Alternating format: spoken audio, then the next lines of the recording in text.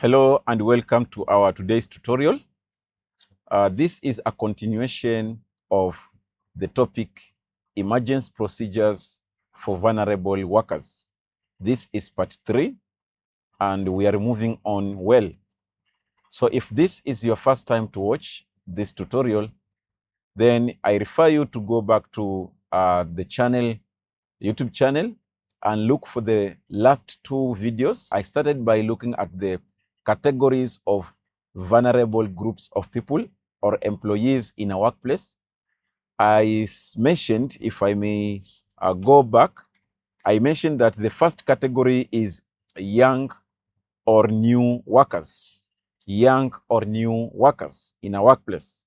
That is the first group of vulnerable people. Number 2, the new and expectant mothers. Number 3, we talked about the disabled workers or people with the special cases, whether they do not have or whether they have a visual problem or they have hearing problems. The last one, we talked about the lone workers. Be with me until the end of this tutorial as you continue learning on how the emergency procedures for vulnerable workers is conducted. Now, in most cases, the standard fire drills or the fire alarm system normally fail for workers with disabilities. So, when there is presence of disabled workers in your workplace, the normal standard fire drills, normally it doesn't work. Why? Because the normal and standard fire drills, it is specifically made for the normal people who can evacuate by themselves from the danger area.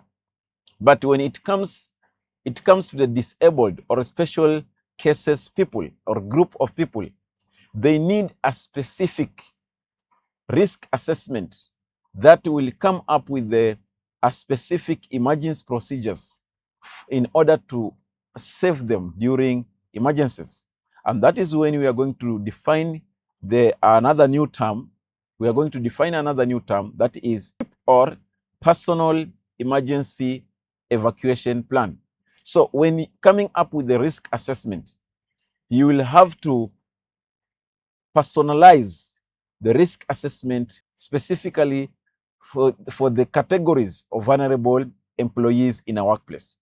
So you will consider in the risk assessment the presence of pregnant women, young workers. We have people with visual disabilities and hearing problems. So all these groups of workers or employees will be considered in the risk assessment so that the right preventive measures can be put in place. Now, let's look at the first step in the emergency procedures. The first thing to do is to come up with the risk assessment. You are going to identify the specific hazard to each and every specific vulnerable employee in a workplace. If we have people who can only move through wheelchairs, therefore, you should, in your risk assessment, you should consider and mention during fire alarm, are these people able to evacuate through the staircase? Not possible. Now, through which means are these people going to be evacuated from the dangerous area or from the danger zone? You have to put in place measures on how they will be evacuated and the necessary assistance that is needed or required during the emergency. Number 2, the control measures for the personal evacuation or personal emergency evacuation plan. You should come up with each and every category of vulnerable workers with a specific control measures or protective measures in order to secure them.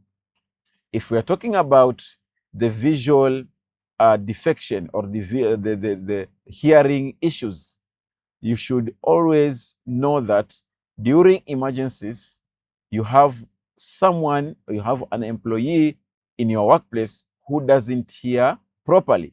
And because of that, they may not be able to hear the alarm, and therefore there should be a trigger, there should be a means of communication that will inform him or her that right now you are required to evacuate the building.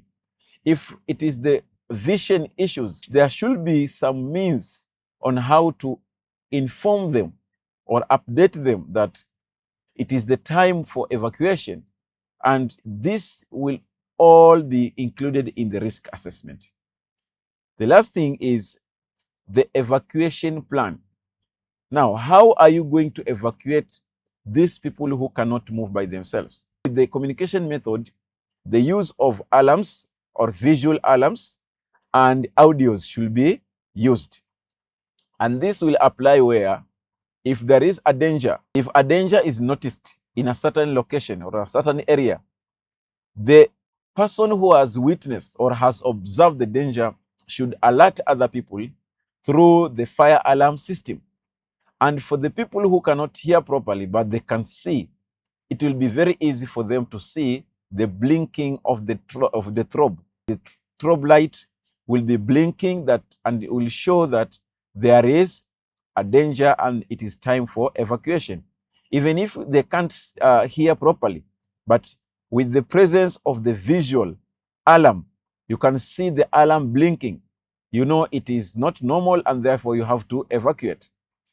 And for the people who cannot see properly, but they can hear, then the announcement of the public address. With the announcement for the evacuation, the people will hear this, and this is the best method of communication. The assignment of buddies or assistance to evacuate or to provide assistance to evacuate the vulnerable people.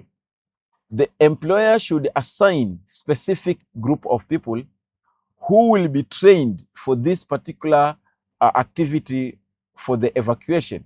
They should be trained for the drill specification for the release scenario, and they should be standby at any moment during emergencies, and the evacuation is becoming mandatory. It is always recommended that the people who have been assigned to take their position and to provide the necessary assistance to the vulnerable workers. And this is going to mark the end of our today's tutorial. In the coming tutorial, we are going to look at the specific risk assessment, or we are going to look at the specific procedures for each and every group of people that we discussed in the previous tutorials.